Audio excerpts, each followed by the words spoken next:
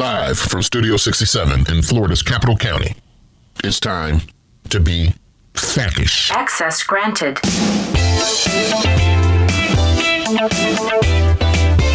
Good people, welcome to the end. Week 9, Sine Die. Let the handkerchief drop.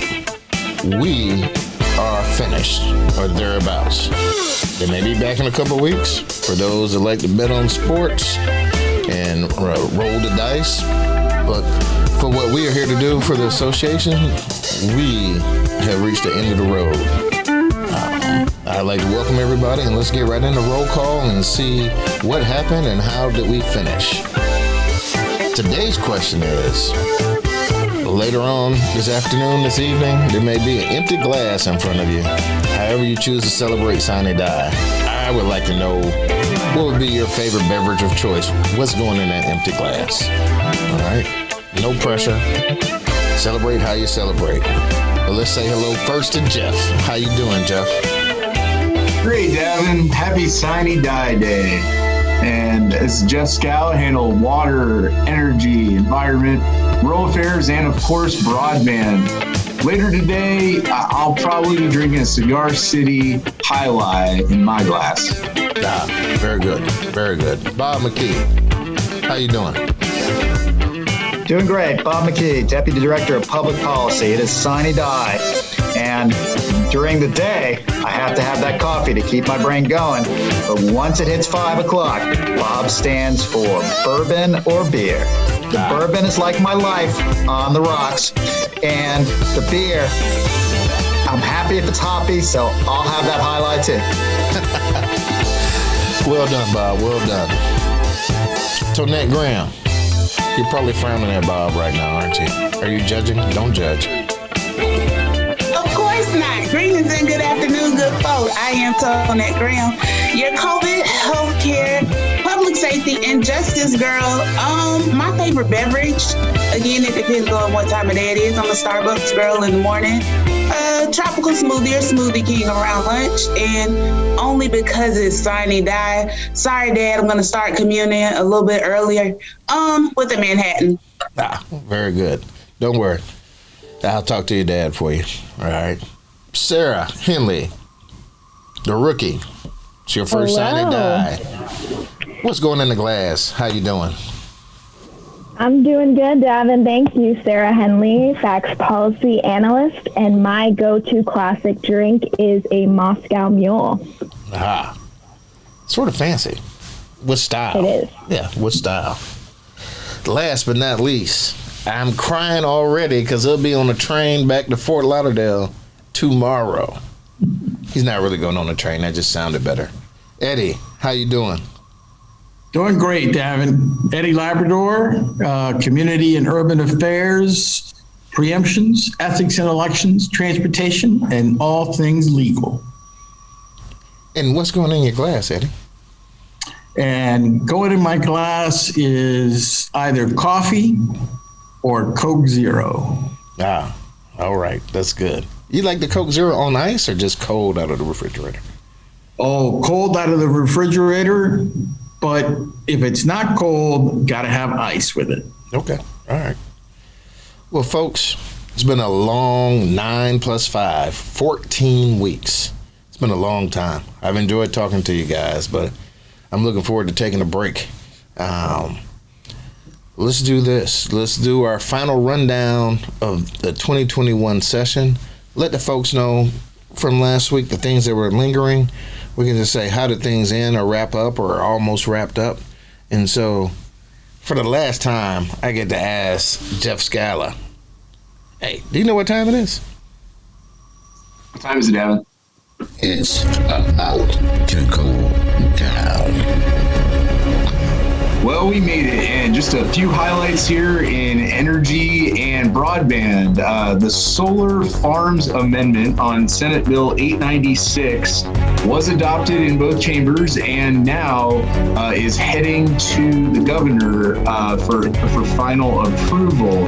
This is the bill that would permit in all agricultural areas solar farms and it would preempt any local input process and permitting processes. This is a bill that we talked about, and it kind of came back as a zombie here at the end of legislative session. We're going to be working on to write a veto letter on this bill, as it is a huge preemption. So we'll see where that one falls in the next month or so. And then there's broadband. House Bill 1239 cleared both chambers, and it was amended to include mapping language, which has been a FAC priority in expanding broadband access. It turned into a train of broadband bills where they took components from 3 different bills: the municipal electric utility pole language, the broadband mapping component, and then the Opportunity Grants Program. And I know we've spent a lot of time talking about the Opportunity Grants Program and some of those strict limitations, but the thing to remember here is that the grant program did not get funded, and some of the senators, Senator Osley and Senator Albritton, made sure for it to be known that they wanted to work on that grant program next year, in particular in underserved areas, make sure that local governments and areas that already have broadband but don't have the speed necessary for streaming and telehealth, to make sure that the focus is there. So the mapping component will definitely help fill in the gaps right now that we see from existing providers, and making sure that those areas are truly unserved or underserved, and provide some clarity. And just a few bills quick on the rundown that didn't pass this session. The electric vehicle legislation did not pass this session. The sanitary sewer lateral bill that would have expanded that voluntary inspection program did not pass. And the PFAS bills did not pass this session. And one that did get across the finish line this week was the drones bill, Senate Bill 44. So local governments will be able to use drones to assess damages from natural disasters if there's a declared state of emergency. All right. Thank you, Jeff. Good final rundown. Very good final rundown. I'm going to miss you going first. Next year, we might have earned the right to go second or third or something. Maybe we'll have a new rookie. Maybe, we'll see. But you get to stick around, though. You did good enough to keep your job. All right? Thanks, Dad. All right. Bob, do you know what time it is? Bob, this is, we've been doing this for 14 weeks. I'm going to ask you, do you know what time it is? And then you say, what time is it? Okay? Bob. That was always Jeff's line. What time is it? Bob, do you know what time it is? Running time. It's about to go down. All right. In finance and tax area, there were some bills that passed since last week. The big one is the impact fee bill. House Bill 337 did pass both chambers and is on its way to the governor. The bill revises how impact fees are going to be imposed, putting some caps on increases, but with a provision that allows for, with an extraordinary vote and a finding, a way around the caps. Other bills that passed, the joint resolutions, 1377, House Joint Resolution dealing with elevated properties. I believe that's one to pass, but its companion, 1182. This one provides for an assessment limitation to continue to apply when the property is elevated for certain flood control purposes. The occupational licensing bill, House Bill 735, also passed and is on its way to the governor. That bill preempts all local occupational licensing. There's a 2-year grandfather, but they all go away after that 2-year period, July 1, 2023. We will also be preparing a veto letter for the governor requesting that be vetoed. A couple other things that did not make it through. House Bill 1429, which would have had a referendum requirement for any new or increased tourist development taxes. That bill died. The issue was placed in a House tax package, but the Senate filed an amendment to the House tax package that did not include that provision. The House tax package 7061 just got sent back over to the House in messages. It's one of the bills that's still out there. What's in the Senate in the bill that got sent back to the House at this point, there is the provision that provides 100% exemption for certain affordable housing properties where previously they were receiving a 50% discount. That one is in the bill. It has a $22.8 million impact statewide. There's some other ad valorem provisions dealing with the use of charitable property. It's really a clarifying provision. It's deemed to have an insignificant impact.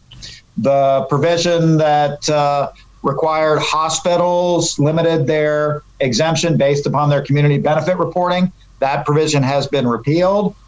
There's some clarification language on what constitutes change of ownership with respect to Save Our Homes, and also how properties under disaster and misfortune are treated with respect to the Save Our Homes cap or the 10% cap. Those are in the bill. There's some house of worship educational property provision that we understand to affect certain property, primarily Miami-Dade. That's in the bill. And another provision dealing with educational property, we understand to be in the bill. There's some additional provisions for sales tax. There's a data center exemption extension. This exemption was put in about 5 years ago, and they've extended it for another 5 years. There's an exemption being provided for independent living items. These are items, grab bars, bed rails, things of that nature that are designed to assist folks in remaining in independent living. They also passed 3 sales tax holidays. They've got a 10-day back to school holiday, a 10-day disaster preparedness holiday, and a 7-day sales tax holiday over the 4th of July that provides an exemption for admissions, movies, concerts, museums, state parks, things of that nature, and also for outdoor recreational supplies, camping supplies, fishing supplies, things of that nature that are specifically referenced in the bill. Just another mention real quick, Senate Bill 84 dealing with retirement that would have required any new employees for the state to be enrolled in the investment plan. That bill failed, passed the Senate, but it was never taken up by the House. And we're still waiting on final votes on the budget. Bob, that's awesome. How's the finger? For everybody out there listening and preparing for this final podcast, Bob was cleaning his office and he cut his finger on a staple in some of the appropriation worksheets. Are you okay, Bob? It's sort of like the way I feel in session. I'm still bleeding, but sometime I might cure. So if anybody out there wants to send flowers to Bob, just send them to the FAC office. We'll make sure they get up there. Okay. Good job, Bob. Thank you very much. Miss Graham, do you know what time it is? I think so. It's about to go down. All right, in HSJ, for the final week of session, let's take up the big boy. Senate Bill 2006, Emergency Management by Senator Burgess. Let me first say thank you to Leader Gibson for all of her tireless efforts and work supporting the counties and filing our amendments and helping us get this thing settled. But it passed in the Senate last week, went back to the House. It was amended by Chair Leak to include many things, changing the bill provision to targeting burdensome county ordinances, orders, and exercise of police power by our local governing bodies or political subdivisions. It now limits emergency orders to 7 days instead of 10s, and renewals of an order to 5 for a total of 42 days with his new cap. And authorizes the governor to invalidate an emergency order that unnecessarily restricts citizens' individual rights or liberties. The House bounced it back in with the amendment attached on, and that passed earlier this week. So yeah, it is what it is. Volunteer ambulance Services, House Bill 805 by Representative Senator Pizzo, my apologies, and the Senate companion that passed, which allows volunteer ambulance services vehicles to have lights, and they are exempt from the certificate of public convenience and necessity process with our counties, what we affectionately know as the COPCN process. Last but certainly not least, House Bill 7051, Law Enforcement and Correctional Officer Practices, co-sponsored by Rep. Fentrish Driscoll and Rep. Byrd. This will put in requirements and provisions for proper training for law enforcement, correctional officers, correctional probational officers, just to apply a level of trust and accountability for the citizens and those in the law enforcement field. Those are my top 3 bills for this week. For other ones that failed, make sure you read our final ledge report. That's it for me. Well, thank you very much, Ms. Graham. Tough year. You had tough issues this year. And I know you and your sidekick, Eddie Labrador, and the whole team, we appreciate that. I want to reiterate, we appreciate Senator Gibson over there in the Senate. She helped out, and I know there's several more, but she sort of stood out in my mind too. So I'd like to appreciate her. All right. He's been training, folks. I know the last 8 weeks, he's taking up a lot of time on tape, but he's been training. He's ready to condense it and give you a lot in a little. Eddie, do you know what time it is? It's almost drop the hanky time. All right. But unfortunately, there will be nobody to see it except for the ghosts of legislatures past. Go ahead. All right. So let me start off by talking about Senate Bill 90 relating to elections. That bill passed the Senate and is on its way to the governor yesterday. The good thing about that bill is that it does not include any provision requiring county commissioners in single-member districts to run for re-election after redistricting is completed for the 2022 election cycle. The Senate Bill 426, dealing with preemption of local seaport regulations, failed to pass. However, where there's a will, there's a way. They got an amendment onto Senate Bill 1194, which is the transportation bill, and it prohibits any initiative or referendum from regulating seaports, and also invalidates any initiative or referendum, local law, ordinance, regulation, or policy in conflict with that provision that was adopted on or after the effective date of the bill. That also is on its way to the governor. Senate Bill 102 and 1053 relating to matters of great public governmental concern failed to pass this session. House Bill 421 and 1101 relating to inordinate burdens on private property rights passed.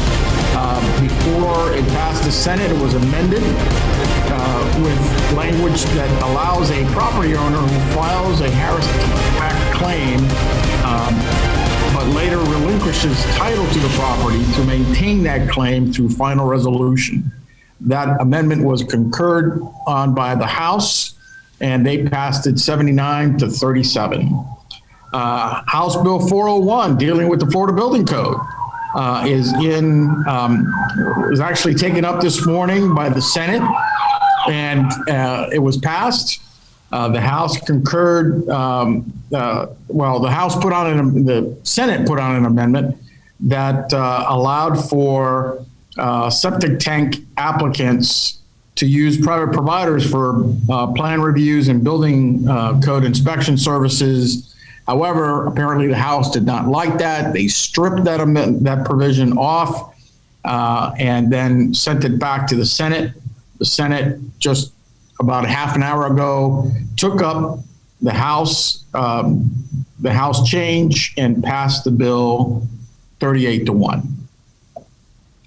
House Bill 667, dealing with building code inspections, passed both chambers. 1059, which deals with construction permits, also passed both chambers.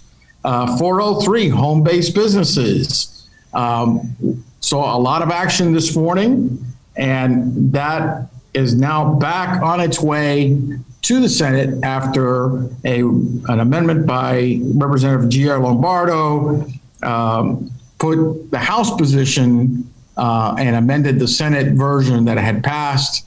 And now it's up to the Senate to either concur or not concur in that amendment. Of course, the association has issued 2 alerts asking that senators not concur in the House amendment. And finally, House Bill 53, dealing with local bidding penalties or local preferences, as we used to call it, has also passed. The Senate added an amendment making the provisions of the bill applicable to rural areas of opportunity, unless those requirements create an undue economic burden or hardship for the county, municipality, or special district in those areas.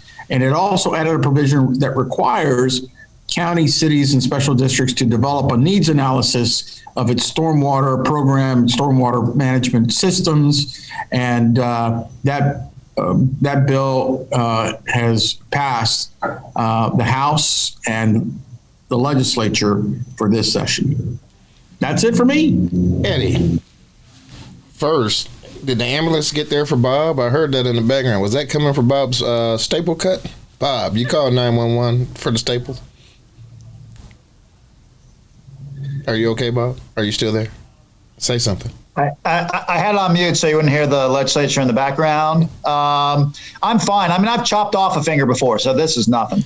Okay. If this bothers me too much, I'll just chop off another one. Eddie, that was, man, you're going to be ready for next year. You did about 20 bills in like 3 minutes. That is awesome. It took 14 weeks, but you got it. You're ready for the next session. All right, this week is the last week. There's only one big thing because I'm reserving that for our crack policy analyst. Sarah, the people want to hear your final one big thing.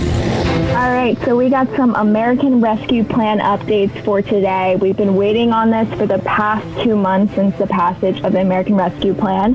The U.S. Treasury guidance is expected to come out soon. There's currently no date, but it looks like next week or in the next 2 weeks. And as a reminder to counties, as you're preparing for your funds to come in, make sure you have a valid DUNS number, an active SAM registration, and make sure you are starting to organize with your bank on how you would receive the Treasury payments for the county fiscal aid.